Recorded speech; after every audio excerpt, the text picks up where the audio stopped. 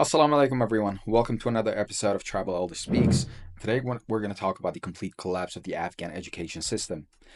A couple of years ago, I visited Afghanistan during the time of the Republic, and that's where I noticed that the education sector of Afghanistan, especially when, the universities, was a big joke, was a complete joke. Because that's where I noticed and heard from people my age, people in the family who would tell me, hey, you know how easy it is to pass tests over here? Well, tell me how. All we got to do is pay. Some people would actually threaten the university or the teacher to give them a better grade. It would happen. It was a complete shit show. It was a big corrupt mess. And that's not a secret. Everybody knows. That's why, for example, a diploma in Afghanistan means absolute shit outside of Afghanistan because of the corruption. So a couple of years pass, and I go to Afghanistan again last year during now the Islamic Emirate. And when we speak about education, we immediately talk about women and girls and them being banned, and that's a huge problem. But there is a bigger side to all of this that we're not really focusing on, and that's the male, the men. Now, I made videos about this a couple of times before, but I think that it needs its own video because what I saw made me depressed. I have tons of family members, guys. My family's quite young. Let's put it that way. My family's quite young, and my bache kholas and all of them are quite young. And these are bright kids, man. These are bright kids, 15, 16, 17 years old. Even the ones, 24, 25. Some of them are educated, some of them are not. But these are bright kids, and all of them work.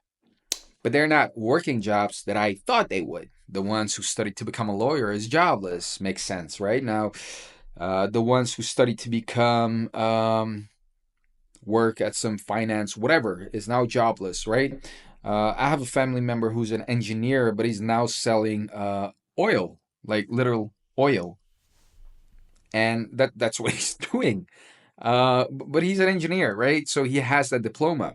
He simply has no jobs, and I noticed that not only by them, with my own family members, when I would go around with them and look at their friends, and when I would ask them, "What do you do in your daily life?" and all would say, "I work. I work. You don't go to school?" Nah, I left it. And that's the problem, guys. Education is not taken serious anymore by anyone in Afghanistan. Not the parents, not the women, not men, no one. People don't know why the hell they would go to school when their uncle can open a shop for them. They can go there and sit there. Or their uncle probably has some jobs for them and give them that job and they can do that. Or, or they themselves start to do something, become an entrepreneur. Possible.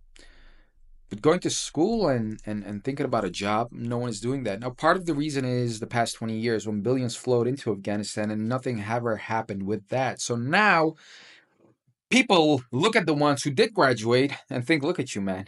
You were supposed to be an engineer, but you're cleaning or you're selling oil.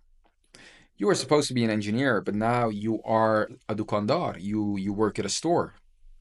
You were supposed to become a doctor, but now you're not doing shit. That's a sad, sad situation that is gonna. Guys, I really believe education is the cornerstone of any society. It's one of the most important things. You need to educate to build a country. Now we have millions of youth, and Afghanistan has a very beautiful pyramid when you look at the age groups and all of that, right? Afghanistan is a very young country, but unfortunately, a lot of us are not educated and won't be educated for at least these 4 years and probably the next years as well, unless the Islamic Emirate does something about it. Now, I'm going to be very honest with you. I I see a lot of talking, but I have not seen actual actions to get these people, to get these youth off the shops, off the streets, and into the classrooms. I have not seen those actions taken. And I was wondering, what can we do about that? Because the system completely has collapsed and it needs to change. Do you have an idea?